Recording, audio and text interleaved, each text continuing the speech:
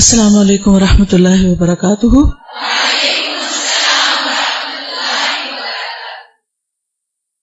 نحمده ونصلي على رسوله الكريم، اما بعد فاعوذ باللہ من الشیطان الرجیم، بسم اللہ الرحمن الرحیم، رب اشرح لي صدری ويسر لي امری واحلل عقدۃ من لسانی یفقہوا قولی۔ آج ہم انشاءاللہ حضرت اسماء بنت امیس کے بارے میں پڑھیں گے۔ آپ حضرت اسماء بنت امیس کے بارے میں کیا جانتے ہیں؟ کسی کو معلوم ہے وہ کون تھی؟ پڑھے بغیر کتاب نہیں کھولی ہے۔ پہلے سے آپ کے ذہن میں حضرت اسماء بنت امیس کا نام سنتے ہی کیا آتا ہے؟ جیسے حضرت عائشہ کے بارے میں سنتے ہیں تو فوراً کچھ چیزیں ذہن میں آ جاتی ہیں، ان کی پرسنالٹی ہمارے سامنے آ جاتی۔ اسی طرح حضرت اسماء بنت ابی بکر کے بارے میں پڑھتے ہوئے ہجرت کا واقعہ یاد آ جاتا ہے۔ حضرت خدیجہ کے بارے میں پڑھتے ہوئے ہمارے ذہن میں کچھ یادیں تازہ ہو جاتی ہیں۔ تو یہ بتائیے کہ حضرت اسماء بنت امیس کے بارے میں سنتے ہوئے کیا ذہن میں آتا ہے؟ کچھ بھی نہیں۔ اس سے ثابت ہوتا ہے کہ ہمیں صحابیات کے بارے میں پڑھنا چاہیے۔ جو اپنے ماضی کو نہ جانتا ہو وہ اپنے حال کے بارے میں کیا جانے گا، اور اس کا مستقبل تو بالکل ہی مخدوش۔ ہم کہاں سے بلونگ کرتے ہیں، ہمارے ہیروز کون ہیں، ہمارے لیے رول ماڈلز کون ہیں، وہ کون ہیں جنہوں نے ابتدائی دور میں اسلام کی خدمت کی۔ یہ دین جو آج ہمیں نعمت کے طور پر ملا ہے، اس کے لیے قربانیاں کی۔ آج ہم بہت خوش ہوتے ہیں کہ ہم قرآن مجید پڑھ رہے ہیں اور ہم دین کی خدمت کر رہے ہیں، لیکن ہم سے پہلے راہیں ہموار کس نے کی، ان کا بھی تو پتہ ہونا چاہیے۔ اللہ سبحانہ وتعالیٰ نے قرآن مجید میں جب صراط مستقیم کی ڈیفینیشن بتائی تو کیا تھی؟ اہدنا الصراط المستقیم صراط الذین انعمت علیہم، ان لوگوں کا راستہ جن پر تو نے انعام کیا۔ عموماً ہم جب سیرت میں بھی پڑھتے ہیں تو نبی صلی اللہ علیہ وسلم کی سیرت کے بعد خلفائے راشدین یا پھر بہت سے صحابہ کی سیرت تو پڑھ لیتے ہیں، لیکن خواتین کا پہلو ہماری نگاہوں سے اوجھل رہتا ہے۔ حالانکہ بحیثیت ایک خاتون کے ہمارے لیے قریبی مثالیں کہاں سے مل سکتی؟ ایسا نہیں کہ سیرت الرسول صلی اللہ علیہ وسلم پڑھنے کی اہمیت نہیں، یا خلفائے راشدین کے بارے میں معلوم نہیں ہونا چاہیے، بہت اچھا ہے، سب معلوم ہونا چاہیے، لیکن اس کے ساتھ ساتھ جب تک ہم خواتین صحابیات کے بارے میں نہیں پڑھیں گے، ہمیں نہیں معلوم ہوگا کہ اس دور میں خواتین نے دین کی خدمت اور دین پر عمل کس طرح کیا۔ اور آج ہم جو کچھ کر رہے ہیں، کیا اس میں کوئی بھی چیز ایسی ہے کہ جو ان سے کہیں کوئی مماثلت رکھتی ہو؟ صراط الذین انعمت علیہم، اسی سوچ کے تحت سیرت صحابیات کا یہ سلسلہ شروع کیا گیا ہے، اور آج ہم دوسرا چیپٹر آپ کے ساتھ شیئر کر رہے ہیں، اسماء بنت امیس۔ پڑھنے کا تو خوبصورت کتاب ہے، آسان کتاب ہے، خود بھی پڑھ سکتے ہیں، لیکن کچھ پہلو ایسے ہیں کہ جن میں مزید وضاحت کی ضرورت رہتی ہے، اور ایک دفعہ اگر آپ کسی سے پڑھ لیں گے کتاب تو آئندہ کے لیے پھر بہت سی آسانی ہو جائے گی۔ ٹھیک ہے، تو چلیے کتاب نکالتے ہیں اور یہیں سے شروع کرتے ہیں، اسی سے پتہ چلتا جائے گا کہ وہ کون تھی۔ سیدہ اسماء بنت امیس، خاندانی پس منظر۔ نام اسماء، والد کا نام امیس بن سعد اور والدہ کا نام ہند بن عوف تھا۔ ان کی ایک ہمشیرہ یعنی بہن، کیونکہ اب تو ہم ہمشیرہ کا معنی بھی نہیں جانتے، سسٹر کہتے ہیں۔ ایک ہمشیرہ نبی کریم صلی اللہ علیہ وسلم کی زوجہ محترمہ سیدہ میمونہ رضی اللہ عنہا، دوسری ہمشیرہ سیدنا عباس بن عبد المطلب کی زوجہ محترمہ ام الفضل، اور تیسری ہمشیرہ سیدنا حمزہ بن عبد المطلب کی زوجہ محترمہ سیدہ سلمہ تھی۔ سیدہ اسماء بنت امیس ذوالجناحین سیدنا جعفر بن ابی طالب کے ساتھ رشتہ ازدواج میں منسلک ہوئیں۔ تو حضور صلی اللہ علیہ وسلم کی کیا لگی؟ نبی کریم کی زوجہ محترمہ سیدہ میمونہ کی بہن تھی۔ جی، حضرت اسماء بنت ابی بکر کا سب کو پتا وہ سالی تھی، لیکن اسماء بنت امیس کا کسی کو نہیں پتا کہ وہ بھی سالی تھی۔ ٹھیک ہے، پھر آپ دیکھیے کہ عباس کون تھے؟ آپ کے چچا تھے. تو ان کی اہلیہ ہونے کے ناطے یعنی ان کی ایک بہن جو تھی چچی تھی. پھر تیسری حمزہ بن عبد المطلب جی، اور پھر اسماء بنت امیس. یہ کن کی بیوی تھی؟ حضرت جعفر کی. جعفر آپ کے کون تھے؟ چچا زاد تھے. ٹھیک ہے، چچا زاد. کس کے بیٹے تھے؟ ابو طالب کے. ٹھیک ہے. اور حضرت علی کون تھے؟ جی، حضرت جعفر کے بھائی تھے. ٹھیک ہے، اوکے. تو اب ذرا اچھی طرح ان کو مقام پہچان لیں کہ کون تھی، رشتے میں کون کس کا کیا لگتا تھا. دونوں نے اپنے دین کی حفاظت کے پیش نظر، جعفر بن ابی طالب اور اسماء بنت امیس دونوں نے اپنے دین کی حفاظت کے پیش نظر حبشہ کی طرف ہجرت کی. حبشہ کی طرف کتنی ہجرتیں ہوئی تھی؟ 2، اولا اور ثانیہ. قریش مسلمانوں کو دین اسلام سے منحرف کرنے کے لیے ظلم و ستم کا نشانہ بنا رہے تھے اور طرح طرح کی سزائیں دے رہے تھے. قریش کی ایذا رسانی سے بچنے کے لیے یہ دونوں میاں بیوی سرزمین حبشہ کی طرف ہجرت کر گئے. حبشہ میں قیام کے دوران میں سیدہ اسماء بنت امیس نے 3 بیٹوں کو جنم دیا، جن کے نام ترتیب وار یہ ہیں: محمد، عبداللہ اور عون. جب مہاجرین حبشہ سے واپس آئے تو رسول اللہ صلی اللہ علیہ وسلم فتح خیبر میں مصروف تھے. کب ہوئی تھی؟ 7 ہجری کو. مکی دور کے تقریباً درمیان میں گئے ہیں اور پھر اس کے بعد مدنی دور کے آخری حصے میں واپس آئے ہیں حبشہ سے. جب رسول اللہ صلی اللہ علیہ وسلم نے خیبر کو فتح کر لیا تو آپ کو حبشہ سے مہاجرین کے واپس آنے کی اطلاع دی گئی. جب رسول اللہ صلی اللہ علیہ وسلم نے مدینہ منورہ پہنچ کر جعفر بن ابی طالب کو دیکھا تو اس کے ماتھے کو چوما، اس سے گلے ملے اور یہ فرمایا: ما ادری بأیہما انا اسر بفتح خیبر او بقدوم جعفر. مجھے معلوم نہیں کہ مجھے زیادہ خوشی فتح خیبر کی ہے، یعنی خیبر فتح ہونے کی ہے، یا جعفر رضی اللہ عنہ کے واپس آنے کی. بعض اوقات ایسا ہوتا ہے نا کہ ایک وقت میں 2 خوشخبریاں انسان کو ملتی ہیں، نور علی نور. تو پھر انسان کو یہ سمجھ نہیں آتی کہ اب اس پہ زیادہ خوش ہوں یا اس پہ ہوں. اس سے پتہ چلتا ہے کہ نبی صلی اللہ علیہ وسلم بھی خوش ہوتے تھے اور خوشی کا اظہار بھی کرتے تھے اور اپنے دل کی حالت بیان بھی کرتے تھے. رسول اللہ صلی اللہ علیہ وسلم سیدنا جعفر بن ابی طالب سے بڑی محبت کرتے تھے اور آپ سے ہمیشہ یہ فرماتے تھے: اشبہت خلقی و خلقی. تمہاری شکل و صورت اور طور و اطوار مجھ سے ملتے جلتے ہیں. ٹھیک ہے نا، کزن تھے. عموماً چچا کے بیٹوں کے ساتھ شباہت ہوتی ہے بچوں کی. مومن بہنیں، رسول اللہ صلی اللہ علیہ وسلم نے سیدہ اسماء بنت امیس اور ان کی بہنوں کو الاخوات المؤمنات کہہ کر ان کے مومن ہونے کی گواہی دی. کیا کسی عقل مند کے لیے اس کی زندگی میں ایمان کے تحفہ سے بڑھ کر کوئی اور اعزاز ہو سکتا ہے؟ اس سے بڑی کوئی نعمت ہو سکتی ہے؟ ہمیں تو چونکہ پیدائشی ایمان مل گیا ہے، مسلمان ہیں ہم، اس لیے کبھی اس کی قدر بھی نہیں کی اور اس پر شکر ادا کرنا تو دور کی بات کہ اللہ نے ہم کو مسلمان پیدا کیا. لیکن جن لوگوں کو دھکے کھا کر ایمان ملتا ہے اور ڈھونڈ کر تلاش کر کے، ان کی کیفیت پھر دیکھنے والی ہوتی. سیدنا عبداللہ بن عباس رضی اللہ عنہ کا بیان ہے کہ رسول اللہ صلی اللہ علیہ وسلم نے ارشاد فرمایا: ان الاخوات المؤمنات، بے شک یہ بہنیں مومن ہیں. اور ایک روایت میں ہے: الاخوات مؤمنات میمونۃ زوج النبی صلی اللہ علیہ وسلم وام الفضل بنت الحارث وسلمى امرأة حمزة واسماء بنت امیس. 4 مومن بہنیں، میمونہ اور ام الفضل بنت حارث، حمزہ کی بیوی، سلمہ اور اسماء بنت امیس. ام الفضل وہی ہے نا جنہوں نے حج کے موقع پر نبی صلی اللہ علیہ وسلم کو دودھ پیش کیا تھا تاکہ یہ جان لیں کہ آج آپ روزے سے ہیں یا نہیں. میدان دعوت و جہاد میں کردار.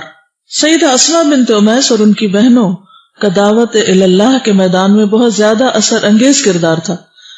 خواتین میں دین اسلام کی نشر و اشاعت میں انہوں نے نمایاں کردار ادا کیا۔ امام بخاری رحمہ اللہ نے اپنی کتاب صحیح بخاری میں کچھ یوں روایت نقل کی ہے کہ ابو بردہ نے ابو موسیٰ سے روایت کیا، وہ فرماتے ہیں کہ ہم یمن میں تھے کہ ہمیں نبی کریم صلی اللہ علیہ وسلم کے مبعوث ہونے کی خبر ملی کہ اللہ نے آپ کو رسول بنایا۔ میں اور میرے 2 بھائی نبی کریم صلی اللہ علیہ وسلم سے ملنے کے لیے سفر ہجرت پر نکلے۔ میں اپنے دونوں بھائیوں سے عمر میں چھوٹا تھا، ایک کا نام ابو بردہ تھا، دوسرے کا نام ابو رحم۔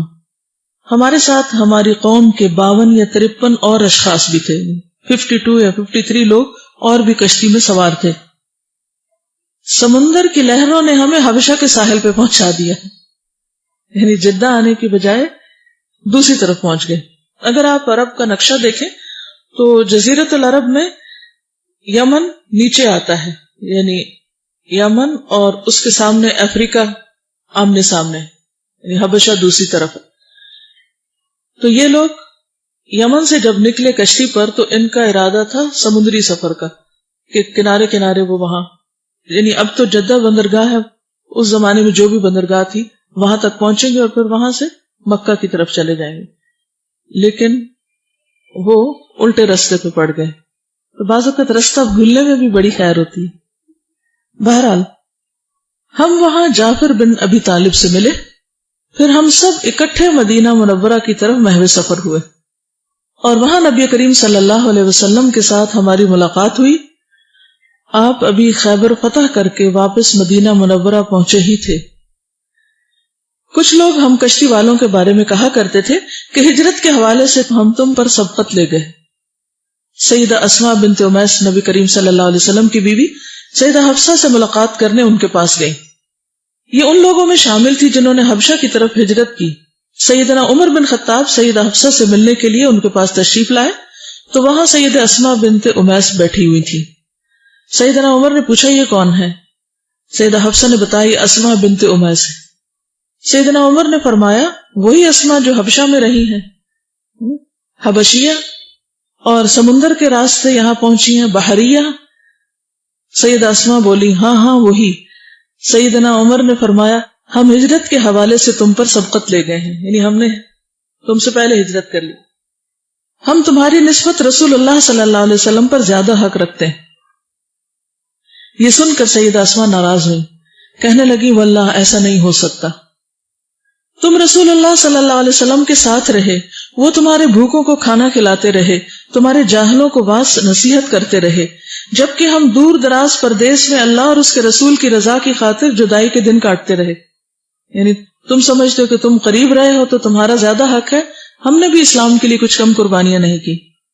اللہ کی قسم میں اس وقت تک کھانا نہ کھاؤں گی اور نہ پانی پیوں گی جب تک یہ بات رسول اللہ صلی اللہ علیہ وسلم کے گوش گزار نہ کروں۔ اللہ کی قسم میں جھوٹ نہیں بولوں گی، بالکل وہی بات کروں گی جو آپ نے مجھے کہی، اس میں ذرا برابر بھی کمی بیشی نہیں کروں گی۔ اب آپ دیکھیں ان کی بہادری کہ حضرت عمر رضی اللہ تعالیٰ عنہ کے ساتھ کس طرح گفتگو کر رہی۔ جب نبی کریم صلی اللہ علیہ وسلم تشریف لائے تو سیدہ اسماء نے عرض کیا اے اللہ کے رسول، عمر بن خطاب نے مجھے یہ کچھ کہا ہے۔ آپ نے پوچھا تم نے جواب میں اسے کیا کہا؟ تو انہوں نے عرض کیا کہ میں نے اسے یہ کچھ کہا ہے۔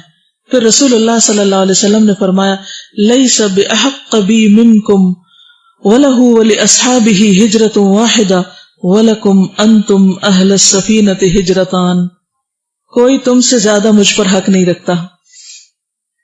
عمر اور اس کے ساتھیوں نے ایک ہجرت کی جبکہ تم کشتی والوں نے 2 ہجرتیں کرنے کی سعادت حاصل کی۔ ایک ہجرت حبشہ کی طرف تھی اور دوسری ہجرت پھر مدینہ کی طرف۔ اس سے کیا بات سامنے آتی؟ بعض اوقات ہمیں صرف اپنی خوبی، اپنی خیر، اپنی بھلائی، اپنی نیکیاں، اپنے کارنامے یاد رہتے ہیں اور ان کے شوق میں ہم دوسرے کسی کی کوئی بات ہی نہیں سنتے یا ان کے کام کو کوئی اہمیت ہی نہیں دیتے یا اس پر کوئی توجہ ہی نہیں دیتے۔ یہ کس چیز کی علامت ہوتی؟ تنگ نظری کی، ٹنل ویژن، خود غرضی۔ لیکن دین کے بڑے فائدے کے لیے نظر بھی بڑی ہونی چاہیے، صرف اپنے اوپر نہیں دوسروں کی خیر بھی نظر آنی چاہیے۔ اب یہاں بظاہر ایسے لگتا ہے کہ جیسے وہ دونوں آپس میں مقابلہ کر رہے ہیں اور ایک دوسرے کے ساتھ شاید ناراض ہو رہے ہیں، یا کوئی منفی معنی نہیں ہے. اصل بات یہ ہے کہ صحابہ میں سے ہر ایک کو دین کے معاملے میں دوسرے سے آگے بڑھنے کا شوق تھا. بہت ہی ہیلدی کمپٹیشن، اور یہ ہونا چاہیے. اور ان کا جو غم تھا یا ان کی جو فکر تھی یا ان کی جو پریشانی تھی وہ یہ کہ کہیں ہم پیچھے تو نہیں رہ گئے. اب مثلاً وہ اتنے سال حبشہ میں رہی، اور آپ کو معلوم ہے کہ حبشہ میں دعویٰ کرنے کی اجازت نہیں تھی ان کو. جو وہاں کی حکومت تھی انہوں نے کہا کہ ہم آپ کو یہاں پر امان تو دیتے ہیں، آپ امن سے رہیے، جب تک چاہے رہیں، کوئی آپ کو چھیڑ نہیں سکتا، کوئی آپ کو نقصان نہیں دے گا، لیکن اپنے دین کی آپ تبلیغ نہیں کریں گے. تو اس لیے اتنے سال وہ ایک مجبوری کی وجہ سے تبلیغ نہیں کر سکے تھے. وہ جتنے تھے تقریباً اتنے ہی رہے، پھیل نہیں سکے. اور اس میں بھی اللہ کی حکمت ہوگی، کیونکہ اگر وہ لوگ تبلیغ کرتے تو ہو سکتا ہے کہ سارا حبشہ مسلمان ہو چکا ہوتا اور نبی صلی اللہ علیہ وسلم مدینہ جانے کی بجائے حبشہ کی طرف ہجرت کر جاتے، کیونکہ ایک میدان ہموار ہو چکا ہوتا. یہ اللہ تعالیٰ کی بہت بڑی حکمت ہوتی. لیکن عام اپنی زندگی میں ہم ان چیزوں کو نہیں سمجھتے اور اللہ تعالیٰ کے فیصلوں کو قبول نہیں کرتے، اور ہم کہتے ہیں کہ ہم کیوں اس پوزیشن میں ہیں، ہم کیوں اس کنڈیشن میں ہیں، مزریبل ہو جاتے ہیں. بعض اوقات ہم نے دین کی خدمت کا بھی جو ایک مخصوص نقشہ یا حلیہ بنا رکھا ہے، جب اس خاص فریم ورک میں ہم کام نہیں کر پاتے تو پھر ہم سمجھتے ہم نے کچھ کیا ہی نہیں. ہے نا ایسی بات؟ ہم شاید پیچھے ہی رہ گئے. اگر آپ کے اندر یہ تڑپ ہو تو آپ میری بات سمجھ سکتے ہیں، اور اگر نہ ہو تو میری بات بھی سمجھ نہیں آئے گی میں کیا کہہ رہی ہوں. تو اصل مقصد کہنے کا یہی ہے کہ انسان زندگی میں اگر ایک خواب دیکھتا ہے کہ مجھے یہ کرنا آئندہ، یا اس کا دل کسی ایک کام کو کرتا ہے. مثلاً پروفیشنل لائف میں بھی آپ دیکھیں کہ بہت سے لوگ چاہتے ہیں کہ ڈاکٹر بنے، لیکن کتنے بچوں کو میڈیکل کالج میں ایڈمیشن ملتا ہے؟ لمیٹڈ ہوتے ہیں نا. اور آپ نے دیکھا ہوگا ان بچوں کا حال اس وقت جن کو ایڈمیشن نہیں ملتا کہ کس طرح وہ ڈپریسڈ ہوتے ہیں اور کیسے کیسے پریشان ہوتے ہیں. اور پھر بعض لوگ ڈاکٹر بھی بن جاتے ہیں، ان کی یہاں تک تمنا پوری ہو جاتی. لیکن لڑکیوں کی کئی دفعہ شادی ہوتی ہے اور بعد میں ان کو پریکٹس کی اجازت نہیں ملتی، تو وہ سارے خواب ادھورے رہ جاتے ہیں. اب ایسا نہیں کہ اگر کوئی شخص وہ نہیں کر سکا جو وہ سوچے ہوئے تھا یا جس کے لیے وہ تڑپ رہا تھا، اور اللہ تعالیٰ نے زندگی میں اس کا رخ کسی اور طرف موڑ دیا، تو ایسا نہیں کہ امکانات ختم ہو گئے، ایسا نہیں کہ درجات بڑھنے سے رک گئے. جب تک اللہ نے آپ کو زندگی دی ہے، جب تک آپ کے پاس عقل اور سمجھ ہے، جب تک اللہ کی کتاب آپ کے ہاتھ میں ہے، آپ کی ساتھی ہے، تو آپ کے لیے کوئی مشکل نہیں. جہاں ایک دروازہ بند ہوتا ہے وہاں کئی اور کھلتے ہیں، اور آپ اس سے فائدہ اٹھا سکتے ہیں. آپ یقین کیجئے کہ اگر واقعی سچے معنوں میں آپ کے اندر انسانیت کا درد اور آپ کے اندر ان کی بھلائی کا جذبہ ہے، تو گھر سے آپ اگر پہلا قدم باہر نکالیں گے نا اپنی گلی کے اندر، تو وہاں بھی آپ کو بہت سے کام مل جائیں گے. آپ تھوڑا سا ہی آگے جائیں گے، دائیں بائیں دیکھیں گے، بہت سے لوگ اس چیز کے متلاشی ہوں گے، یا اس چیز کے اگر وہ خود متلاشی نہیں تو ضرورت مند ضرور ہوں گے جو اللہ نے آپ کو دی ہوئی ہے اور جو ان تک بھی پہنچنی چاہیے. لیکن آپ تو صرف یہ رونا رو رہے ہیں کہ وہ میری سہیلیاں چھوٹ گئیں اور الہدا چھوٹ گیا اور میں تو اب کسی کام کی نہیں رہی. اور پھر اپنے لیے سارے بہانے عذر کر کے اور پھر ہم اسی دنیا میں واپس کھو جاتے ہیں جس سے ہم نکلے ہوتے ہیں. اور قرآن پڑھتے ہوئے جو عہد باندھتے ہیں اللہ کے ساتھ، بندوں کے ساتھ، وہ سب بھی بھلا دیتے ہیں. ایسے تو کام نہیں چلتا. اب یہاں ہم دیکھتے ہیں کہ حضرت اسماء اور ان کے جتنے بھی اور ساتھی تھے جو حبشہ میں رہے، وہ اس وقت وہ سب کچھ نہیں کر سکے جو وہ کرنا چاہتے تھے. لیکن اس کا یہ مطلب نہیں کہ انہوں نے اپنی عبادات میں کمی کی، یا اپنے طور پر جو اپنی اولاد کی تربیت یا اور جو بھی کام اللہ نے ان کو دیے اس میں کوئی کمی کی، یا دین میں پیچھے رہ گئے کہ اب ہم حبشہ اتنی دور چلے آئے ہیں اور اب تو حضور صلی اللہ علیہ وسلم ہمارے ساتھ نہیں اور ہمیں وہ ماحول نہیں ملا اور اب ہمارا ایمان ڈاؤن جا رہا ہے، اور اپنے آپ کو بس رو دھو کے تسلی دے دی. ایسا کچھ بھی نہیں ہے. آپ دیکھیے کہ جب واپس آتی ہے اور حضرت عمر سے بات ہوتی ہے اور حضرت عمر کہتے ہیں ہاں تم وہی لوگ، کیونکہ عام طور پہ امپریشن لوگوں کا بھی یہی ہو جاتا ہے نا کہ جو قریب کے لوگ ہیں، جو روز ملاقات کر رہے ہیں یا جو بڑی بڑی قربانیاں کر رہے ہیں، obviously جو چیز نظر آتی ہے انسان اسی کو امپورٹنس دیتا ہے. تو انہوں نے اس بنا پہ کہا کہ ہم زیادہ حقدار ہیں. تو حضرت اسماء کو یہ بات بہت چبھی کہ اچھا اس کا مطلب ہم پیچھے رہ گئے، ہمارا کیا ہوا؟ تو اس پر نبی صلی اللہ علیہ وسلم کی یہی کامیابی، اور کوئی بھی کامیاب لیڈر اسی طرح کی سوچ رکھتا ہے اور وہ دلداری کرنا جانتا ہے کہ کس طرح ساتھیوں کا ہر دم حوصلہ بڑھایا جائے. تو انہوں نے ان کی 2 ہجرتوں کو، یعنی بعض اوقات کوئی ایک کام ایسا ہوتا ہے جو بظاہر دیکھنے میں معمولی ہوتا ہے لیکن اللہ کے یہاں بہت عظیم ہوتا ہے. جیسے ایک حدیث میں آتا ہے نا کہ بعض اوقات اللہ تعالیٰ بندے کے لیے ایک بڑا مقام لکھ لیتے ہیں کہ اس بندے کا اتنا درجہ ہوگا، مگر اس بندے کے اعمال ایسے نہیں ہوتے کہ وہ ان اعمال کی وجہ سے اس درجے تک پہنچ سکے. تو اللہ تعالیٰ اس کو کسی آزمائش میں ڈال دیتے ہیں، اس پر کوئی امتحان بھیج دیتے ہیں، اس طرح اس کا ٹیسٹ ہوتا ہے. اس امتحان کی وجہ سے اس پر جو وہ صبر کرتا ہے، اس پر جو وہ اللہ تعالیٰ سے راضی رہتا ہے، تو وہ جو درجے عمل کی وجہ سے نہیں بڑھ رہے تھے وہ فوراً گراف اوپر چلا جاتا ہے اور اس بڑے مقام کو انسان پہنچ جاتا ہے. اب بظاہر ہماری آنکھیں کیا دیکھ رہی ہیں؟ ہم دیکھ رہے ہیں کہ وہ اس شخص کی تو فلاں اور فلاں کارنامے بھی نہیں، اس کے پاس یہ ڈگری نہیں، یہ سرٹیفکیٹ نہیں، اس نے یہ بڑے بڑے کام نہیں کیے، یہ شخص یہ تو کچھ بھی نہیں. اور بعض اوقات ہم ذرا سے بھی آگے پیچھے ساتھی ہوتے ہیں تو ان کے بارے میں بدگمانی کا شکار ہو جاتے ہیں کہ اچھا یہ تو بیکار لوگ ہیں، کچھ نہیں کر رہے، یا یہ نہیں کر رہے، یا مخصوص یہ کام نہیں کر رہے تو گویا کچھ بھی نہیں کر رہے. اس سوچ کو بدلنے کی ضرورت ہے. اللہ تعالیٰ نے ہر بندے کو مخصوص صلاحیت دی ہے، کبھی اس پر ایک دور گزرتا ہے، کبھی دوسرا گزرتا ہے، کبھی تیسرا.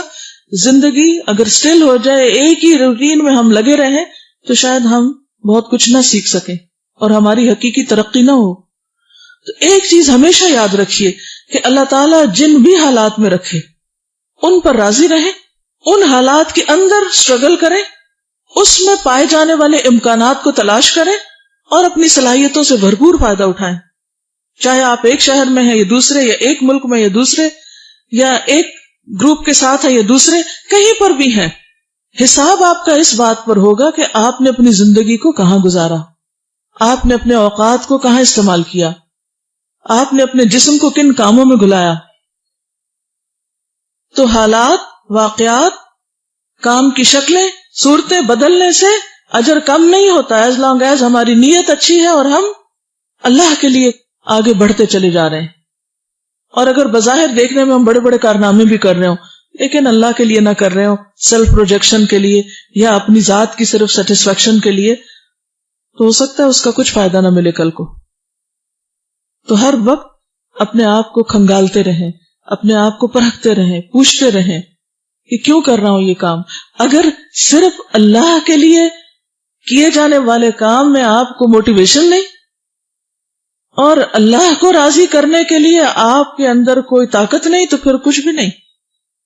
ہر وقت ہم دوسروں کی طرف کیوں دیکھتے ہیں کہ وہ ہمیں موٹیویٹ کریں، وہ ہمیں پش کریں، وہ ہمیں کچھ بتائیں، وہ ہمارا ساتھ دیں، وہ ہمارے کام آئیں، تب ہم اللہ کے راستے میں آگے بڑھیں گے. کیا تنہا اللہ کافی نہیں ہے؟ اگر اس کا احساس ہے آپ کو کہ وہ میرے ساتھ ہے، جیسے لا تحزن ان اللہ معنا، اگر وہ میرے ساتھ ہے تو میں کہیں بھی ہوں، اس سے کوئی فرق نہیں پڑتا. اگر میں کسی دنیا کے ایسے جزیرے میں پھینک دیا گیا ہوں جہاں کوئی بھی اور نہیں اور تنہا میں ہوں اور میرا رب ہے، کیا یہ کافی نہیں ہے؟ کافی نہیں ہے؟ ہم کیوں کہتے ہیں حسبی اللہ و نعم الوکیل؟ کیوں کہتے ہیں؟ واقعی سچ کہتے ہیں حسبی اللہ و نعم الوکیل؟ جب کوئی اور نہ ہو تو اللہ ہے نا. حسبی وکفا، وہی کافی ہے. کیا راہ وہ نہیں دکھاتا؟ کیا ہدایت اس کے ہاتھ میں نہیں؟ کیا رزق وہ نہیں دیتا؟ وہی رازق ہے، وہی ہادی ہے، وہی سب کچھ ہے اور اسی کی طرف لوٹ کر جانا ہے. صحابہ میں اور ہم میں فرق اسی چیز کا ہے کہ ان کا ہر کام اللہ کے لیے تھا، اس لیے تھوڑے میں بھی بہت برکت ہوئی. انہوں نے بڑے بڑے ہنگامے نہیں کھڑے کیے دین کے نام پر، دکھاوے نہیں کیے، جو بھی رول ملا اس میں اپنی صلاحیتوں کو بھرپور استعمال کیا، اور اللہ تعالیٰ نے اسی میں برکت ڈالی۔ تو بہرحال حضرت اسماء کو یہ فکر ہوئی کہ اچھا ہم پیچھے رہ گئے، تو ان کو تو اپنا کھانا پینا بھول گیا۔ انہوں نے کہا کہ میں تو پہلے اس مسئلے کو حل کروں گی، کیونکہ زندگی ایک بار ملی ہے نا، اگر ہم نیکیوں میں پیچھے رہ گئے، ہو سکتا ہے صبح سے آپ مختلف لوگوں کو سن کر اپنا جائزہ لے رہے ہو کہ ہم کیوں پیچھے رہ گئے، ہم بھی تو یہ آگے بڑھ سکتے تھے، اگر کوئی ایک کچھ کر سکتا ہے تو ہم بھی کر سکتے ہیں۔ تو اگر یہ احساس بھی پیدا ہو گیا تو پھر کچھ کرنے کا عزم ٹھان کے نکلنا چاہیے، اور اس بات کا غم لگنا چاہیے کہ کہیں ہم تو اللہ کی اطاعت میں، اللہ کے دین کی خدمت میں پیچھے نہیں رہ گئے۔ یہ ہونا چاہیے اصل غم، اور یہی ہونی چاہیے اصل پریشانی۔ حالات کا رونا نہ روتے رہا کریں، اور نہ اپنی ذات کا رونا۔ سیدہ اسماء فرماتی ہیں کہ ابو موسیٰ اور کشتی والے میرے پاس جتھوں کی صورت میں آ کر اس حدیث کے بارے میں پوچھتے کیوں نہ؟ ان کے لیے یہی بہت بڑی خوشی تھی کہ نبی کریم صلی اللہ علیہ وسلم نے انہیں 2 ہجرتوں کی سعادت حاصل کرنے والے قرار دیا۔ یعنی چونکہ یہ ان کی براہ راست حضور صلی اللہ علیہ وسلم سے بات ہوئی تھی، تو لوگ ان سے آ کے کنفرم کرتے تھے کہ کیا واقعی ہمارے لیے یہ خوشخبری تھی۔ نبی کریم صلی اللہ علیہ وسلم کا یہ فرمان ان کے لیے بہت بڑا اعزاز تھا، وہ اس پر بہت زیادہ نازاں و فرحاں تھے۔ ابو بردہ بیان کرتے ہیں، سیدہ اسماء فرماتی ہیں کہ ابو موسیٰ میرے حوالے سے بار بار یہ حدیث بیان کرتے تھے، یعنی ان کی سند سے یہ حدیث کثرت سے پھر آگے روایت کی جاتی تھی اس خوشخبری کی۔ شہید جعفر طیار کی بیوی، جب سیدہ اسماء بنت امیس اور ان کے خاوند جعفر طیار نے مدینہ منورہ میں مستقل رہائش اختیار کر لی تو جعفر رسول اللہ صلی اللہ علیہ وسلم کے ہمراہ ہر مارکے اور جنگ میں شریک ہونے لگے، یہاں تک کہ رسول اللہ صلی اللہ علیہ وسلم نے رومیوں کے خلاف لڑی جانے والی جنگ موتا میں جن 3 اشخاص کو یکے بعد دیگرے امیر لشکر بننے کا حکم دیا، ان میں ایک جعفر طیار تھے۔ امام احمد بن حنبل نے اپنی مسند میں خالد بن شمیر سے روایت نقل کی ہے کہ ہمارے پاس عبداللہ بن رواح تشریف لائے، میں نے انہیں دیکھا کہ کچھ لوگ ان کے پاس جمع ہیں۔ اس نے کہا کہ ہمیں رسول اللہ صلی اللہ علیہ وسلم کے ایک شہسوار صحابی سیدنا ابو قتادہ نے حدیث بیان کی کہ رسول اللہ صلی اللہ علیہ وسلم نے رومیوں کے مقابلے کے لیے لشکر روانہ کرتے ہوئے ارشاد فرمایا، تم زید بن حارثہ کو اپنا امیر بنانا۔ کون تھے زید بن حارثہ؟ آپ کے منہ بولے بیٹے جن کو آپ نے آزاد کیا تھا۔ اگر زید شہید ہو جائے تو جعفر کو اپنا امیر بنانا، اور اگر وہ شہید ہو جائے تو عبداللہ بن رواحہ انصاری کو اپنا امیر بنا لینا۔ سیدنا جعفر طیار نے کہا، اے اللہ کے رسول، میرے ماں باپ آپ پر قربان ہو، میں کوئی تھکا ماندہ تو نہ تھا کہ آپ نے زید بن حارثہ کو میرا امیر مقرر کر دیا۔ رسول اللہ صلی اللہ علیہ وسلم نے فرمایا، آپ چلیں، آپ کو یہ معلوم نہیں کہ کون بہتر ہے۔ یعنی بعض اوقات امیر کا ایک فیصلہ ہوتا ہے جس پر جو مامور ہیں، جن کو کام دیا گیا ہے، ان کو اس کی حکمت سمجھ نہیں آتی، اور بسا اوقات اتنا وقت نہیں ہوتا کہ ہر شخص کو پوری ایکسپلینیشن دی جائے کہ کوئی فیصلہ کس بنا پر کیا گیا ہے، کس کو کون سی ڈیوٹی اس سے لے کر دوسری دی گئی ہے، یا کس جگہ پر کس کو مامور اور کس کو امیر بنایا گیا ہے۔ یہ چیزیں زندگی میں بہت مشکلات پیدا کرتی۔ بہرحال انہوں نے آگے سے کوئی آرگیومنٹ نہیں کی اور چل دیے۔ لشکر اسلام روانہ ہو گیا، اور چند دنوں کے بعد رسول اللہ صلی اللہ علیہ وسلم منبر پر جلوہ افروز ہوئے اور حکم دیا، الصلاۃ جامعہ، یعنی نمازوں کے علاوہ جب لوگوں کو مسجد میں جمع کیا جاتا تو یہ الفاظ بولے جاتے۔ آپ لوگ اگر حج عمرے پر کبھی گئے ہوں اور مسجد الحرام میں اگر صلاۃ الاستسقاء یا کسی اور غرض کے لیے لوگوں کو اکٹھا کیا گیا تو یہ الفاظ آپ نے سنے ہوں گے، الصلاۃ جامعہ۔ جب لوگ جمع ہو گئے تو رسول اللہ صلی اللہ علیہ وسلم نے فرمایا، اللہ خیر کرے، کیا میں تمہیں لشکر کے بارے میں وہ خبر نہ بتاؤں جو مجھے وحی کے ذریعے سے معلوم ہوئی ہے؟ ہوا یہ ہے کہ مجاہدین روانہ ہوئے، دشمن کے ساتھ ان کا مقابلہ ہوا، امیر لشکر زید بن حارثہ داد شجاعت دیتے ہوئے شہید ہو گئے۔ اس کے حق میں مغفرت کی دعا کرو۔ تو لوگوں نے مغفرت کی دعا کی۔ اس کے بعد لشکر اسلام کا جھنڈا جعفر بن ابی طالب نے تھام لیا، وہ بھی دشمن کا مقابلہ کرتے ہوئے جام شہادت نوش کر گئے ہیں۔ اس کے حق میں بھی مغفرت کی دعا کرو۔ تو لوگوں نے مغفرت کی دعا کی۔ اس کے بعد لشکر اسلام کا جھنڈا عبداللہ بن رواحہ نے تھام لیا۔ اس نے دشمن کا ڈٹ کر مقابلہ کیا، لیکن وہ بھی داد شجاعت دیتے ہوئے شہید ہو گئے۔ اس کے حق میں بھی مغفرت کی دعا کرو۔ لوگوں نے اس کے حق میں بھی مغفرت کی دعا کی۔ پھر رسول اللہ صلی اللہ علیہ وسلم نے فرمایا، اس کے بعد لشکر اسلام کا جھنڈا خالد بن ولید نے تھام لیا، وہ امیر لشکر بن گیا۔ رسول اللہ صلی اللہ علیہ وسلم نے اپنے دست مبارک کی 2 انگلیاں آسمان کی طرف اٹھائیں، یعنی 2 انگلیاں اوپر کو اٹھائیں، اور یہ ارشاد فرمایا، اللہم ہوا سیف من سیوف اللہ، الہی وہ اللہ کی تلواروں میں سے ایک تلوار ہے۔ کون؟ خالد بن ولید۔ فانتصر بہ، تو اس کے ذریعے مدد فرما۔ اس دن سے سیدنا خالد بن ولید کا نام سیف اللہ مشہور ہوا۔ پھر نبی کریم صلی اللہ علیہ وسلم نے فرمایا، انفروا فامدوا اخوانکم ولا يتخلفن احد، چلو اور اپنے بھائیوں کی مدد کرو اور کوئی پیچھے نہ رہے۔ لوگ سخت گرمی میں پیدل اور سوار ہو کر چل پڑے۔ اسماء رضی اللہ تعالی عنہا کو سیدنا جعفر کی شہادت کا علم کیسے ہوا؟ حضرت اسماء خود شہادت کی داستان کچھ اس طرح بیان کرتی ہیں کہ جب جعفر اور اس کے ساتھی شہید ہو گئے تو رسول اللہ صلی اللہ علیہ وسلم میرے ہاں تشریف لائے۔ میں 40 عدد چمڑے کی کھالوں کو رنگ دے چکی تھی، آٹا گوندھ لیا تھا اور اپنے بچوں کو نہلا دہلا کر ان کے سروں پر تیل لگا چکی تھی اور انہیں صاف ستھرے کپڑے پہنا دیے تھے۔ رسول اللہ صلی اللہ علیہ وسلم نے فرمایا، جعفر کے بچوں کو میرے پاس لاؤ۔ میں نے تمام بچوں کو آپ کی خدمت میں پیش کر دیا۔ آپ ان سے پیار کرنے لگے۔ میں نے دیکھا کہ آپ کی آنکھوں سے آنسو جاری ہیں۔ میں گھبرا گئی۔ میں نے عرض کیا، اللہ کے رسول صلی اللہ علیہ وسلم، میرے ماں باپ آپ پر قربان ہوں، خیر تو ہے؟ کیا آپ کو جعفر اور اس کے ساتھیوں کے بارے میں کوئی خبر پہنچی ہے؟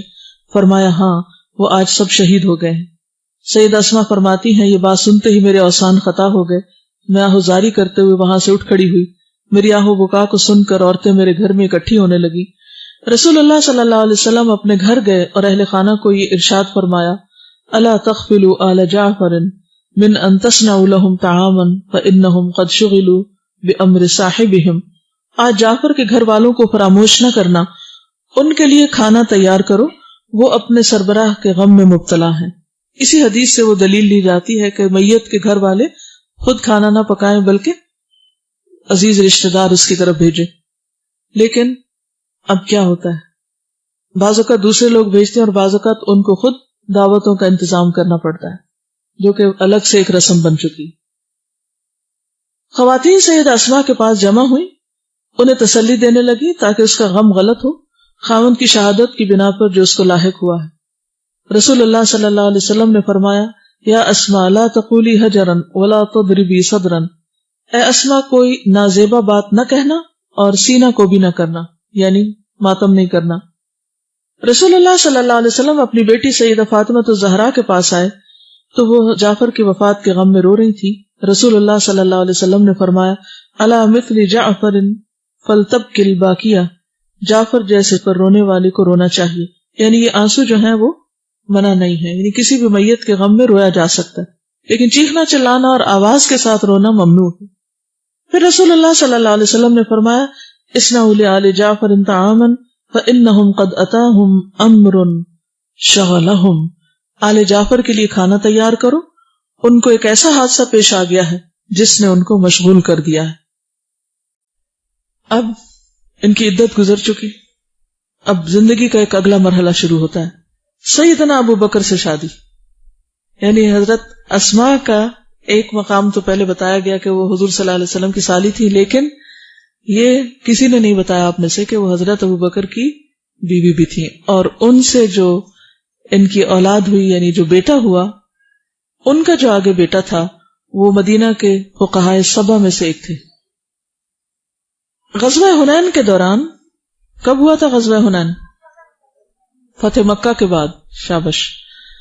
غزوہ حنین کے دوران میں سیدنا ابو بکر صدیق کی بیوی ام رومان اپنے خالے کے حقیقی سے جا ملی، ان کی وفات ہو گئی۔ ابو بکر صدیق نے اسماء بنت امیس کو شادی کا پیغام دیا۔ ابو بکر جیسی مثالی شخصیت کے پیغام کو کیسے مسترد کیا جا سکتا ہے؟ ان کی خوبیاں تو بے شمار ہیں۔ سیدہ اسماء اس جلیل القدر ہستی کے گھر داخل ہوئی جس نے سب سے پہلے نور ایمان سے اپنے دل کو منور اور اپنی آنکھوں کو ٹھنڈا کیا۔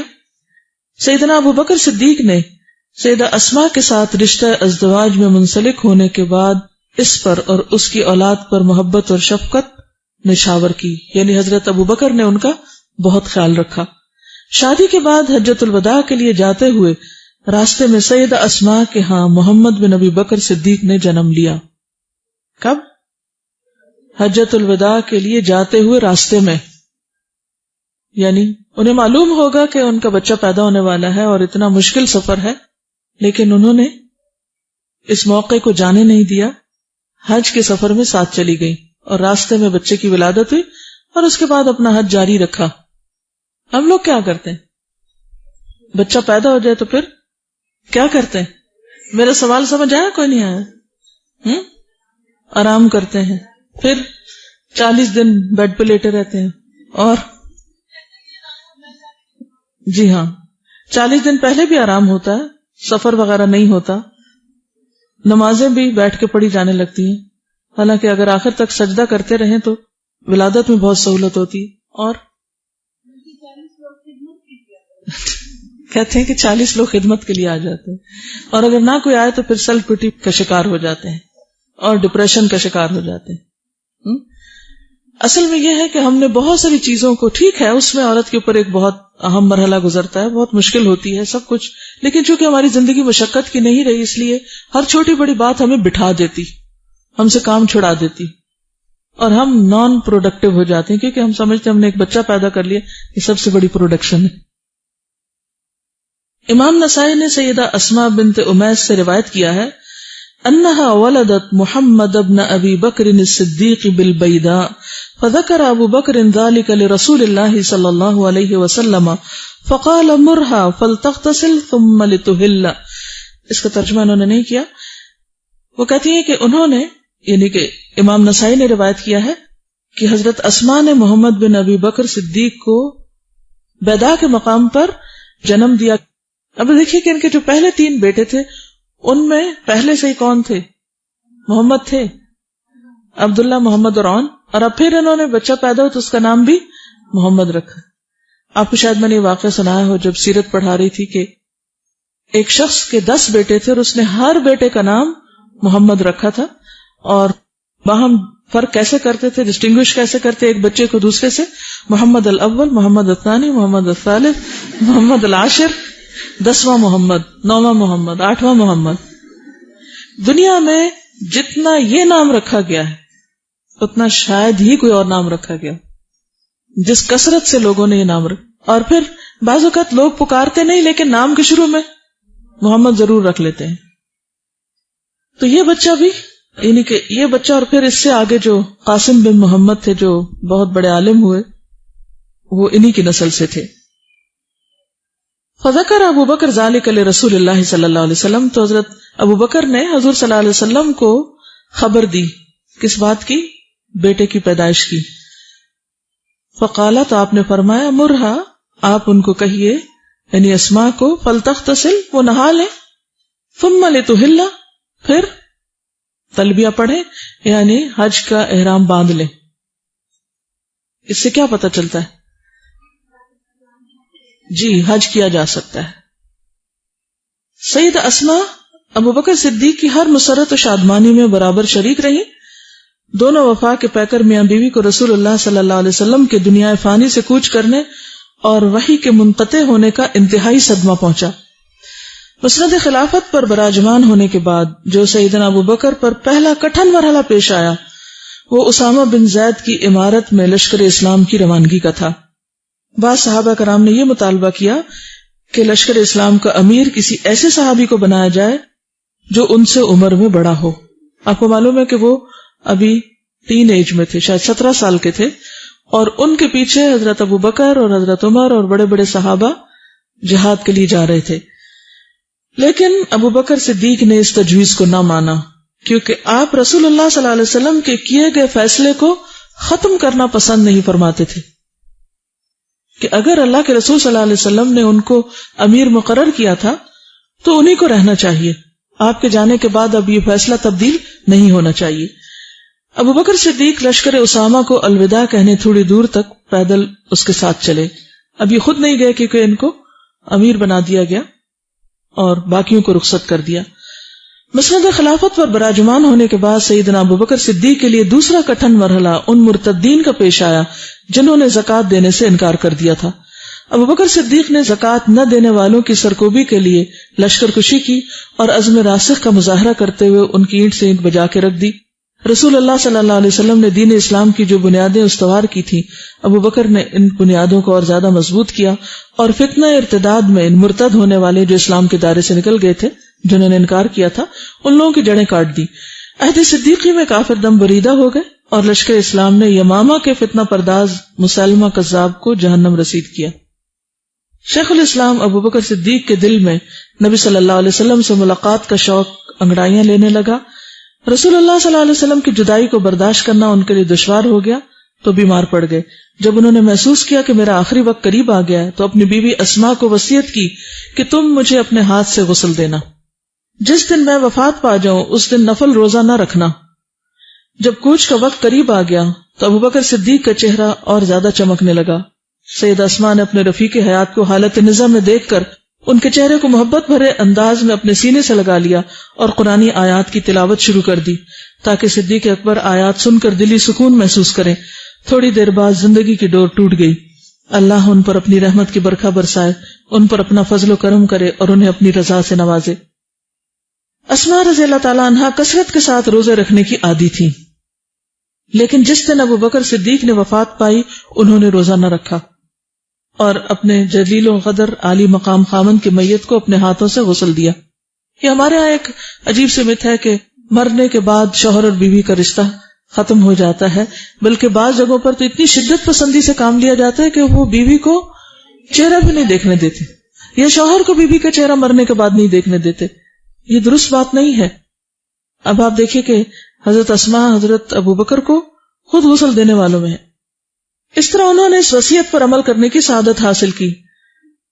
سیدہ اسماء سیدنا ابوبکر کی بہت اچھی رفیقہ حیات ثابت ہوئی۔ امیر المومنین سیدنا علی رضی اللہ تعالیٰ عنہ سے شادی۔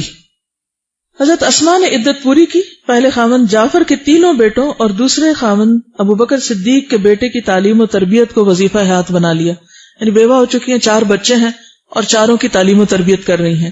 لیکن رسول اللہ صلی اللہ علیہ وسلم کے پروردہ سیدنا علی بن ابی طالب نے یہ ارادہ کیا کہ انہیں تنہائی کی زندگی سے نکالیں اور ان غموں سے نجات دلائیں جو حضرت عمر اور عثمان کے قتل سے لاحق ہوئے، اور ان غموں کی وجہ سے کبیدہ خاطر ہیں۔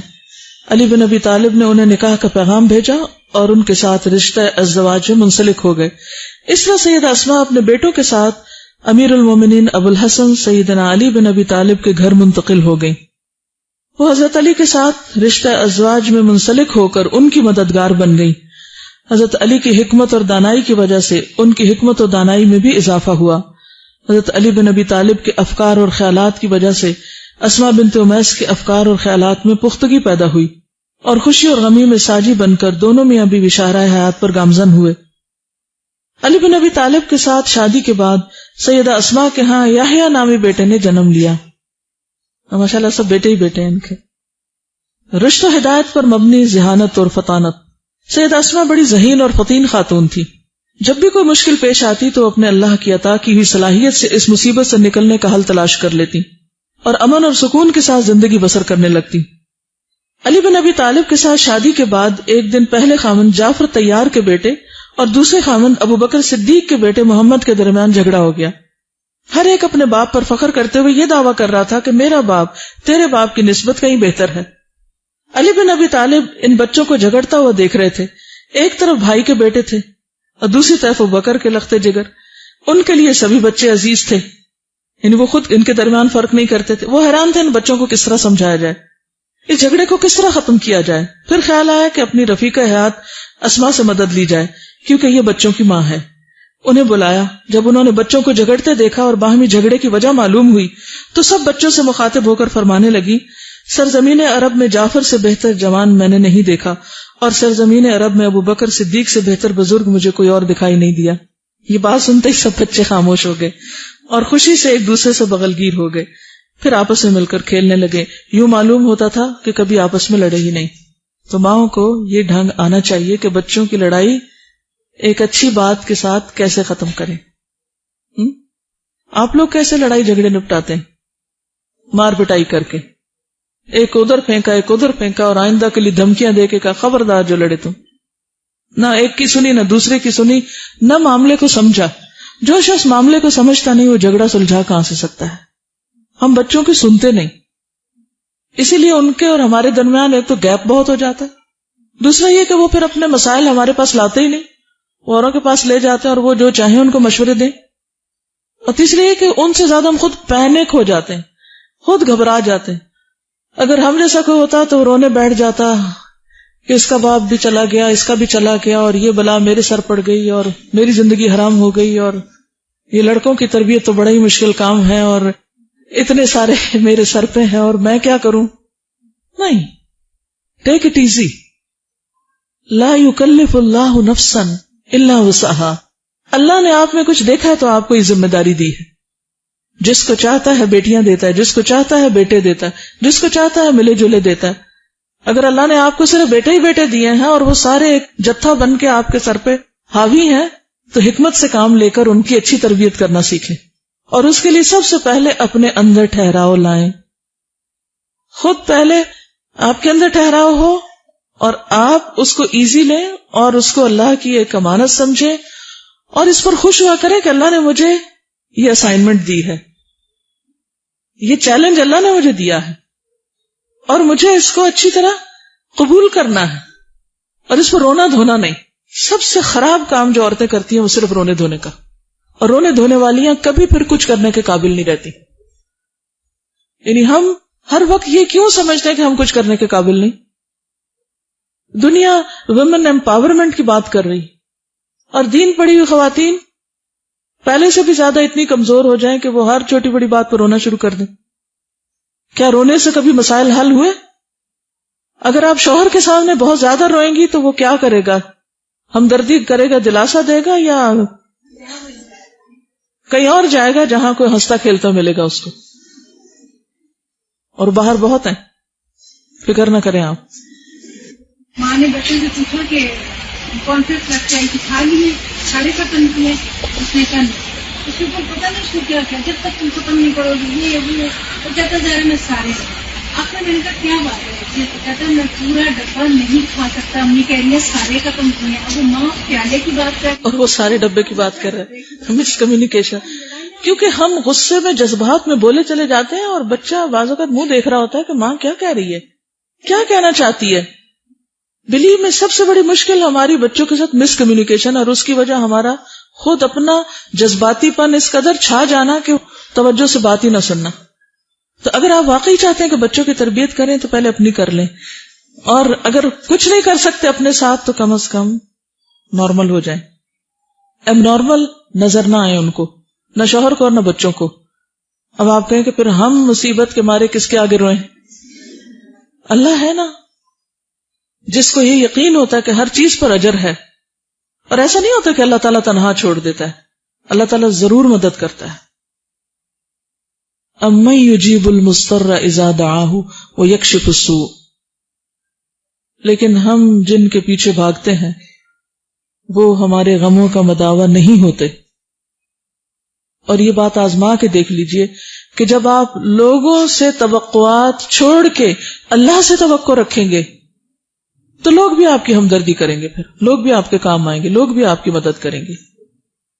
لیکن اگر آپ اللہ کو چھوڑ کر اور لوگوں کے اوپر توقع رکھے ہوئے کہ میرا یہ کام فلاں کر دے گا اور یہ فلاں کرے گا اور یہاں سے مجھے یہ خیر اور یہ ہمدردی ملے گی، خیر تو ساری کی ساری اللہ کے ہاتھ میں، عزت تو ساری کی ساری اللہ کے ہاتھ میں ہے.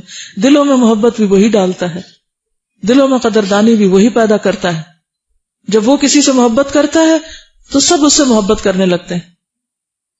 لیکن اللہ کی نافرمانی میں اور اپنی ذمہ داریوں سے غفلت میں اور صرف اپنے آپ کو مظلوم قرار دینے میں کسی مسئلے کا حل نہیں. تو اس لیے بہادر بنیے. ان بہادر خواتین کے حالات آپ پڑھ رہی ہیں، اور اس میں سب سے اہم چیز جو آپ نے اپنے اندر لانی اپنے کردار کے اندر وہ کیا ہے؟ ایسا ہی کانفیڈنس، ایسی ہی بہادری اور ایسی حکمت، ہمت، حوصلہ. کیونکہ ماں اگر گھر میں پریشان ہو جائے تو سارے گھر کا نظام خراب ہو جاتا ہے. اگر وہ بیمار پڑ کے بستر پہ لیٹ جائے سارا گھر الٹا پڑا ہوتا ہے. تو آپ نے ہمت سے کام لینا ہے, اٹھ کے بیٹھنا ہے اور اپنے آپ سے کہنا ہے مجھے کچھ نہیں. کیونکہ جب ہم صرف سیلف سینٹرڈ ہوتے ہیں نا, ہر چیز میں خود کو دیکھتے ہیں, اب مجھے کیا ہو رہا ہے, اچھا میں بہت خوش ہو رہی ہوں, اچھا اب کیا ہے, اب میں بہت غمگین ہو رہی ہوں, اب مجھے یہ ہے, اب مجھے یہ ہے.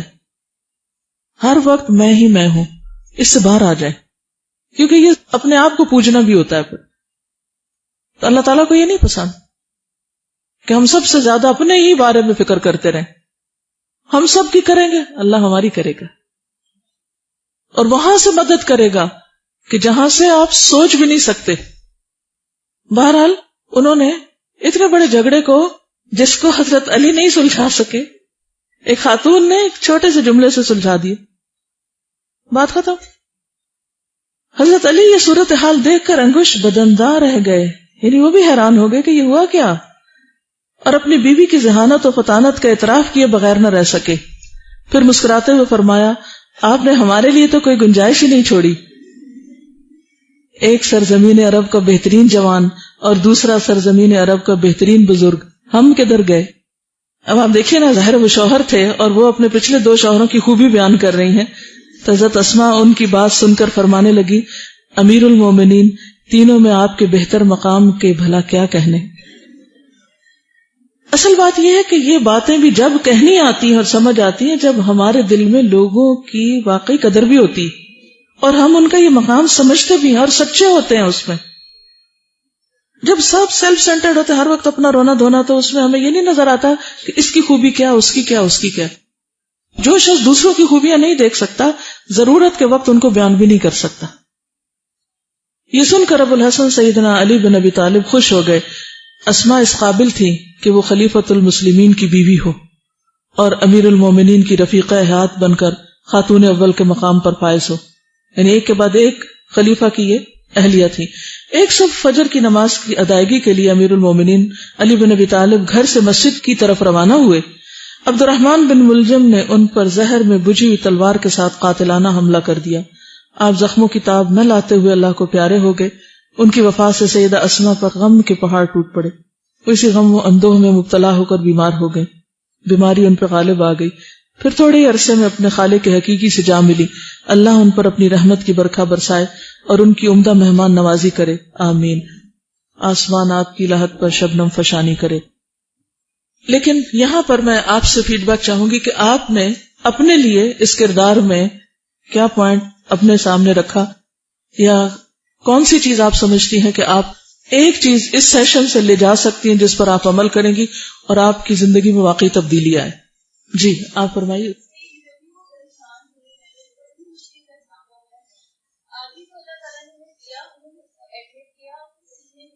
یعنی مشکل وقت میں کیا نہیں کرنا, رونا دھونا نہیں کرنا, صبر اور حوصلے سے کام لے کر آگے بڑھنا ہے. اور دیکھیں اللہ تعالیٰ بھی ان کو تنہا نہیں چھوڑ رہا نا.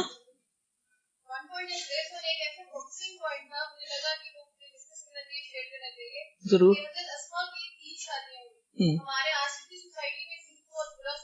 بیوہ سے شادی کرنے کو برا سمجھا جاتا ہے, اور میرے بچوں کا کیا ہوگا, اور اگر بچے لڑیں گے تو پھر تو آسمان ٹوٹ پڑے گا شاید. میری بچے لڑتے بھی ہیں اور آپس میں وہ جو ستیلے پن کا ایک تعلق ہوتا ہے وہ بھی چلتا رہتا ہے. Take it easy, take it normal, so what. انسان ہے, سگے بہن بھائی نہیں لڑتے, اگر ستیلے کبھی لڑ پڑے تو کیا ہوا, کوئی قیامت آ گئی. جی آپ.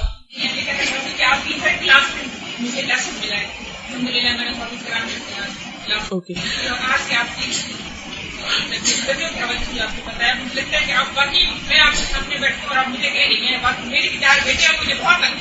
دیکھیے بچے تو پھر بچے ہی نہیں رہیں گے اگر وہ تنگ نہ کرے. بس ڈپریس نہیں ہونا آپ نے بچوں کی لڑائی سے. اس کو لکھ لینا اور کہنا میں بہادر ہوں اور میں اس پہ نہیں گھبراؤں گی اور میں ان کو سیدھا کروں گی. جی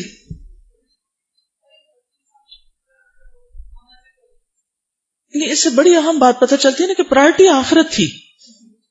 جب منزل بلند ہوتی ہے تو راستے کے کانٹے پتھر پھر نظر نہیں آتے. مثلا اگر آپ نے پہاڑ کے ٹاپ پر جانا ہے اور نظر آپ کی اوپر کی طرف ہے تو آپ راستے کے چھوٹے چھوٹے پتھر اور کھڈے اور اس طرح کی چیزوں کو نہیں توجہ دیں گے زیادہ. اور تھک کے بیٹھ بھی نہیں جائیں کیونکہ آپ نے کہیں اور پہنچنا ہے. جب ہماری منزل آخرت ہوگی تو پھر یہ دنیا میں یہ تو دنیا کا ایک حصہ ہے، کبھی سردی کبھی گرمی کبھی کچھ، ان چیزوں کو بہت اہمیت نہیں دینی. جی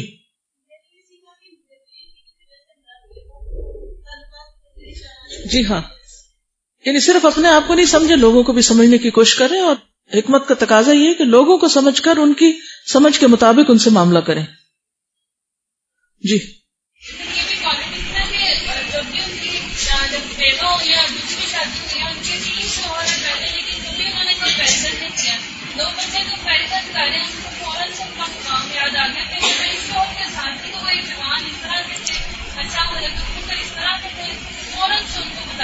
اس سے بڑی اہم بات پتہ چلتی ہے کہ ہر ایک کا اپنا ایک مقام ہوتا ہے.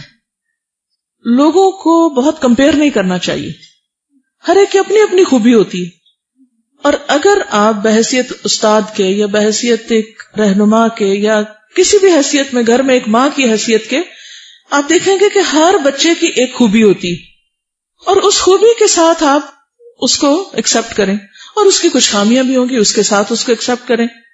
لیکن اگر آپ یہ کمپیئر کرتے رہنا کہ میرے اس بچے نے تو اس عمر میں قرآن پڑھ لیا تھا اور یہ ابھی کچھ نہیں کر پایا اور یہ نالائق ہے، اور فلاں تو میری بیٹی بہت ہی فرما بردار تھی، اور یہ طریقہ چھوڑ دیں. ہر بچے کی خوبی آپ کو پتہ ہونی چاہیے، ٹپ پہ ہونی چاہیے کون سا بچہ کس چیز میں اچھا ہے. اور جب آپ ان کو یاد کریں یا ان کے بارے میں سوچیں یا ان سے معاملہ کریں تو اس کو سامنے لائیں. پھر آپ ان سے اتنی ہی توقع رکھیں گے، آپ ان سے ہر چیز کی توقع نہیں رکھیں گے. ہم کیا چاہتے ہیں ہر خوبی ہر بچے میں آ جائے، یہ ممکن نہیں. بہت کم ایسا ہوتا ہے زندگی میں، اکا دکا خال کہیں لوگ ہوتے ہیں جن پر ایک سے زیادہ خیر کے دروازے کھل جاتے ہیں، وہ ایک وقت میں ایک سے زیادہ کام کر پاتے ہیں. بہت سے لوگ ایک چیز کے ساتھ ہی کمفرٹیبل ہوتے ہیں، ان کی اتنی صلاحیت ہوتی. جی آپ فرمائیے. ان کا سوال ہے کہ صبر اور برداشت کی اگر بہت بھی کوشش کریں اور پھر بھی صبر نہ آ رہا ہو تو پھر کیا کریں؟ دیکھیے، مجھ سے جب بھی کسی نے سوال کیا، اکثر لوگ مختلف مجالس میں سوال کرتے رہتے ہیں اور پھر وہ ہر ایک سے سوال کرتے ہیں، صرف نہیں کہ مجھ سے، آپ نے ہو سکتا ہے یہ سوال کسی اور سے بھی کیا ہو، اسی طرح اور بھی سوال، ہم یہ کام کیسے کریں، ہم وہ کیسے کریں، اور زندگی ان کی بیت جاتی ہے اسی سوال میں کہ اچھا یہ کیسے کریں، یہ کیسے ہو. میں نے اس پہ بہت غور کیا ہے کہ لوگوں کی یہ نفسیات کیوں ہے، کیوں وہ ساری زندگی صرف پوچھتے ہی رہتے ہیں اور کرتے کچھ نہیں. اس لیے کہ ان کی کرنے کی نیت نہیں ہوتی. وہ صرف مختلف سوال کر کر کے اپنی کمی، کوتاہی، کمزوری کو جسٹیفائی کرتے ہیں. صبر کیسے کریں، غم کو کیسے دور کریں، فلاں کام کیسے کریں، سب سے پہلے اس کی نیت کر لیں کہ کرنا ہے. جس دن آپ کی نیت سچی ہو گئی، ارادہ سچا ہو گیا، آپ کے لیے دروازے کھل جائیں گے. اور اگر آپ کی نیت اپنی نہیں کرنے کی تو دوسرے لوگ آپ کو 100 حل بتائیں، آپ کو اس میں سے ایک بھی قابل عمل نظر نہیں آئے گا. اور وہ کہیں گے ہاں ہم نے فلاں سے بھی پوچھا تھا، وہ ہماری کوئی سیٹسفیکشن نہیں ہوئی، ہماری کوئی تسلی نہیں ہوئی، وہ بات سمجھ نہیں آئی. بھئی آپ سمجھنا چاہتے تو آپ کو اللہ سجھا دیتا، پھر آپ کو اتنی دفعہ وہ بات نہ پوچھنی پڑتی.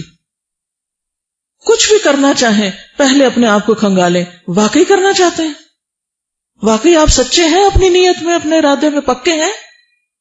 اور اگر آپ سچے ہیں تو اللہ آپ کے سچ کو قبول کرے گا اور آپ کو ضرور موقع دے گا. اور اگر پھر بھی موقع نہیں ملا تو تب بھی خوشخبری ہے، اور وہ کیا؟ اللہ تعالیٰ آخرت میں لکھ لے گا.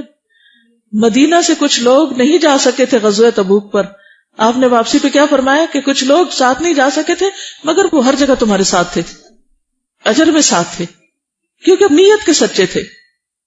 تو جس دن ہم کسی بھی معاملے میں نیت میں سچے ہو گئے تو پھر کر پائے تو کیا کہنے، نہ بھی کر پائے تو اجر ہے، اور بہت بڑا اجر ہے. اور ہو سکتا ہے اس میں بھی کوئی خیر ہو کے، یعنی کہ آپ کی وہ دعا قبول نہ ہو رہی، کیونکہ اللہ کو پتا ہے کہ اگر وہ قبول ہو گئی تو ہو سکتا ہے وہ نعمت پا کے آپ شکریہ ادا نہ کریں اور آپ پہلے حال سے بھی جائیں. تو اپنی سچائی ثابت کریں، باقی باتیں چھوڑ دیں. یہ کہتی ہے کہ حدیث میں پڑھا تھا کہ حضرت جعفر کے گھر والوں کو جب ان کی شہادت کی خبر ملی تو انہوں نے چیخنا شروع کر دیا، آپ نے ایک آدمی کو انہیں چپ کرانے بھیجا، وہ خاموش نہ ہوئے تو آپ نے فرمایا ان کے منہ میں مٹی ڈال دو. کیا یہ حضرت اسما تھی؟ نہیں، آپ نے پڑھا نا کہ حضرت اسما نہیں ہو سکتی. جب انہوں نے خبر سنی تو اور عورتیں بھی اکٹھی ہو گئی تھی. بعض اوقات ایسا ہوتا ہے کہ وفات کے موقع پر وہ لوگ بھی آ جاتے ہیں گھر میں جن کو آپ نے کبھی دیکھا بھی نہیں ہوتا. اب آپ ان کے عمل کے تو ذمہ دار نہیں ہوتے کہ وہ آ کے کیا کچھ کر رہے ہیں، اور آنے والے بھی طرح طرح کے مشورے دے رہے ہوتے ہیں، یہ کر لو یہ کر لو. اور بعض اوقات گھر والوں سے پوچھتے ہیں، بعض اوقات نہیں پوچھتے، خود ہی شروع کر دیتے ہیں. بعض اوقات اس میں بدعات بھی ہوتی ہیں. تو اس لیے آپ صلی اللہ علیہ وسلم نے جب آوازیں سنی تو آپ نے پھر منع کیا، اور جب منع نہیں تو کہا کہ ان کے منہوں میں خاک ڈال دو کہ انہوں نے کیوں نہیں بات سنی. کہتی ہیں کہ حضرت اسما کو بیٹے کی ولادت کے بعد غسل کر کے حج کرنے کی اجازت مل گئی، جبکہ آج کل تو خواتین چاہے خون بند بھی ہو گیا اور 40 دن تک نماز اور قرآن نہیں پڑھتی. کیا یہ مدت 40 دن تک مقرر ہے یا جب بھی خون بند ہو جائے؟ 40 دن میکسیمم لمٹ ہے. بعض لوگ اسی دن پاک ہو جاتے ہیں، کئی 3 دن کے اندر. ہر ایک کی عادت مختلف ہوتی. تو حکم کیا ہے؟ جب بھی کسی کے دم کا یعنی خون کا انقطاع ہو جائے، رک جائے ان کے پیریڈز، تو اس کے بعد وہ نماز وغیرہ سب کچھ کرے. ٹھیک. کسی نے لکھا ہے کہ جب تک وسعت نظری نہ ہوگی ہم کسی چیز کو قبول نہیں کر سکتے. درست فرمایا آپ نے. تنگ نظری کی وجہ سے اپنے مقدر سے پیچھے رہ جاتے ہیں اور پریشانیوں میں الجھ جاتے ہیں. یہ لکھتی ہے میں نے یہ سبق سیکھا کہ بحیثیت انسان ہوتے ہوئے اللہ نے جو کردار سونپا ہے اسے بخوبی انجام دو، ہمت اور حوصلے کے ساتھ، کیونکہ نکاح ایک ہو یا جو بھی، وہ اللہ کے امر سے ہوتے ہیں. ہمیں اپنی ڈیوٹی صحیح انجام دینا ہے جو اللہ نے ہمیں سونپی. بچوں کی تربیت کے حوالے سے بتائیں کہ ان کو کس طریقے سے دین کی طرف راغب کیا جائے. ابھی دبئی میں نے وہاں پر 8 ہفتے کا ایک کورس کیا ہے. ہم اور ہمارے بچے دونوں ساتھ ہی چلتے ہیں. تو یہ سارے لیکچرز الحمدللہ ویب سائٹ پہ موجود ہیں. اس میں بچوں کی تربیت کے اصول، طریقے، ضابطے بتائے گئے ہیں. آپ لوگ مستقل طور پر آہستہ آہستہ سنتے رہیں اور اپنی تربیت کرتے رہیں، کیونکہ یہ کام ایک دن میں ہونے کا نہیں. کیونکہ اگر ہم اپنی تربیت نہیں کرتے اور صرف بچوں کی کرتے ہیں تو وہ نہیں ہو سکتی. یہ دونوں چیزیں ساتھ ساتھ ہوتی. چند باتیں حضرت اسما کے بارے میں اور کروں گی جو اس کتاب میں نہیں ہے. ایڈیشنل چند چیزیں ہیں کیونکہ انہوں نے احادیث بھی روایت کی ہیں. حضرت اسما کے بارے میں یہ بھی آتا ہے کہ جب حضرت جعفر کی شہادت ہو گئی تو نبی صلی اللہ علیہ وسلم کے پاس آئیں اور اپنے غم کا ذکر کیا تو آپ نے فرمایا تمہیں ان پہ فقر و فاقہ کا اندیشہ ہے، میں دنیا اور آخرت میں ان بچوں کا سرپرست ہوں. یعنی نبی صلی اللہ علیہ وسلم نے ان کو اس طرح حوصلہ اور تسلی دی. پھر آپ ان کے بچوں کے اوپر خاص توجہ بھی دیا کرتے تھے اور ان کے لیے دعا بھی کرتے. عبداللہ بن جعفر کہتے ہیں نبی صلی اللہ علیہ وسلم نے فرمایا محمد تو ہمارے چچا ابو طالب کے مشابہ ہے، یعنی جو ان کے بیٹے تھے. عبداللہ صورت اور سیرت میں میرے مشابہ ہے. پھر آپ نے میرا ہاتھ پکڑ کر بلند کیا اور دعا فرمائی کہ اے اللہ جعفر کے اہل خانہ کو اس کا نعم البدل عطا فرما اور عبداللہ کے دائیں ہاتھ کے معاملے میں برکت فرما. نبی صلی اللہ علیہ وسلم نے یہ دعا 3 مرتبہ فرمائی. عبداللہ بن جعفر کہتے ہیں حضرت جعفر کی شہادت کے موقع پر کہ نبی صلی اللہ علیہ وسلم نے آل جعفر کو 3 دن تک کچھ نہیں کہا. پھر ان کے پاس آئے اور فرمایا میرے بھائی پر آج کے بعد مت رونا. پھر فرمایا میرے بھائی کے بیٹوں کو میرے پاس لاؤ، تو ہمیں لایا گیا گویا ہم پرندوں کے چھوٹے چھوٹے بچے ہوں. پھر فرمایا حجام کو میرے پاس لاؤ، اور آپ نے اس سے کہا تو اس نے ہمارے سر مونڈ دیے، یعنی بال صاف کر دیے. یعنی آپ نے کہا نا کہ میرے ذمہ اور میں ان کی نگہداشت کروں گا. تو اس کا ایک عملی طریقہ ہے کہ آپ ان کے لیے دعا بھی کرتے اور ان کی تربیت بھی کہ تم نے رونا نہیں، اور پھر ان کے بالوں کی صفائی کا بھی اہتمام. پھر اسی طرح عبداللہ بن جعفر کہتے ہیں کہ نبی صلی اللہ علیہ وسلم جب کسی سفر سے واپس آتے تو ہم سے ملتے. چنانچہ آپ صلی اللہ علیہ وسلم مجھ سے اور حسن یا حسین سے ملتے تو آپ نے ہم میں سے ایک کو اپنے سامنے بٹھایا، یعنی ایک موقع پر، اور دوسرے کو پیچھے، یہاں تک کہ ہم مدینہ میں داخل ہو گئے. عبداللہ بن جعفر کہتے ہیں کہ ایک مرتبہ رسول اللہ صلی اللہ علیہ وسلم نے مجھے اپنی سواری پر پیچھے سوار کر لیا. پھر میرے کان میں ایک راز کی ایسی بات بیان فرمائی جو میں لوگوں میں سے کسی کو نہیں بتاؤں گا. اسما بنت امیس کہتی ہے کہ میں نے نبی صلی اللہ علیہ وسلم سے کہا کہ جعفر کے بیٹوں کو نظر لگ جاتی ہے، کیا میں ان پہ دم کر لیا کروں؟ آپ نے فرمایا ہاں، کیونکہ اگر تقدیر سے کوئی چیز سبقت لے جا سکتی تو وہ نظر ہے. حضرت اسما سے کئی ایک احادیث بھی روایت ہیں جن میں یہی نظر لگنے والی حدیث. اور حضرت اسما خود ان پہ دم کر دیا کرتی تھی. بعض اوقات ایسا ہوتا ہے نا کہ بچے بلا وجہ روتے ہیں یا تنگ کرتے ہیں یا اریٹیٹ ہوتے ہیں, خود ڈسٹرب ہوتے ہیں, اور وہ دم کیا ہے؟ ایاک نستعین کتاب کے اندر نظر لگنے کی دعائیں لکھی ہوئی ہیں. پھر اسی طرح یہ ہے کہ آپ صلی اللہ علیہ وسلم نے ان کو جب وہ بیوہ ہوئی تو بتایا کہ کس طرح تم 3 دن تک یعنی سوگ کے بعد جو لباس پہننا چاہو پہنو, سوائے اس کے کہ اس میں زینت اور خوشبو نہ ہو, یعنی نارمل ڈریس جو عورت پہنتی. پھر اسی طرح حضرت اسما بہت ذہین تھی. حضرت عمر کو ایک خواب آئی جس کی انہوں نے تعبیر کی تھی. ایک دفعہ وہ ممبر پہ خطبہ کے لیے تشریف لائے, عمر بن خطاب, اللہ تعالیٰ کی حمد و ثنا بیان کی, نبی صلی اللہ علیہ وسلم کا تذکرہ کیا, ابو بکر کا ذکر کیا. پھر فرمایا کہ مجھے ایک خواب نظر آیا ہے, مجھے محسوس ہوتا ہے میری دنیا سے جانے کا وقت آ گیا. میں نے خواب میں دیکھا کہ ایک مرغے نے مجھے 2 مرتبہ ٹھونگ ماری. مجھے یاد پڑتا ہے کہ وہ مرغ سرخ رنگ کا تھا. میں نے یہ خواب ابو بکر کی بیوی اسما بنت عمیس سے ذکر کیا تو انہوں نے تعبیر بتائی کہ آپ کو ایک اجمی شخص شہید کرے گا. تو اس سے بھی ان کے علم اور سمجھ کا اندازہ ہوتا ہے. پھر یہ ہے کہ لوگوں کے مسائل کے حل کے لیے انہوں نے علم سیکھا. اسما بنت عمیس سے روایت ہے, کہتی ہیں کہ میں نے عرض کیا یا رسول اللہ صلی اللہ علیہ وسلم, فاطمہ بنت ابی حبیش کو اتنی مدت سے استحاضہ کا خون آ رہا ہے اور وہ نماز نہیں پڑھ سکی. آپ نے فرمایا سبحان اللہ, یہ تو شیطانی اثر ہے. اسے چاہیے کہ ایک ٹب میں بیٹھے, اگر پانی پہ زردی غالب ہو تو ایک غسل ظہر اور عصر کے لیے کرے, اور ایک مغرب اور عشاء کے لیے, اور ایک فجر کے لیے, اور اس کے درمیان وضو کرے. پھر اسی طرح کچھ اور احادیث ہے. حضرت اسما کہتی ہیں میں نے رسول اللہ صلی اللہ علیہ وسلم کو فرماتے ہوئے سنا کہ جو شخص بھی مدینہ کی تکلیفوں اور شدت پر صبر کرتا ہے, قیامت کے دن میں اس کی سفارش اور گواہی دوں گا.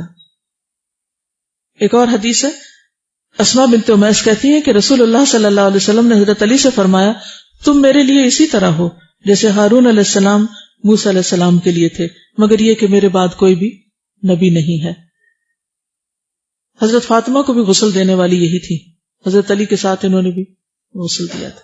اوکے, آج کے لیے اتنا ہی کافی ہے. آپ سب کا بہت شکریہ, جزاکم اللہ خیرا. سبحانک اللہم و بحمدک, نشہد ان لا الہ الا انت, نستغفرک و نتوب الیک. السلام علیکم و رحمۃ اللہ وبرکاتہ.